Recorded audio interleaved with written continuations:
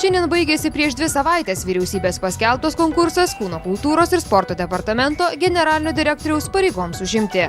Paraiškas pateikė 4 kandidatai – Sveikuolių sąjungos prezidentas, konservatorius Dainius Kepenis, liberalcentristų atsakingasis sekretorius Klemensas Rimšelis, kitos 2 kandidatūros neatskleidžiamos. Vienas realiausių kandidatų užimti departamento vadovo postą laikomas buvęs parlamentaras Klemensas Rimšelis. Šiuo metu departamentui vadovaujantis Ritas Vaiginas savo kandidatūros nusprendė neteikti. Aš jaučiu, kad norima matyti kitą vadovą ir man lip per galvas ar sakykime, būtinai save siūlytis, kada, viską girdžiu, kad nori, kad ateitų vadovauti kitas žmogus ar kiti žmonės.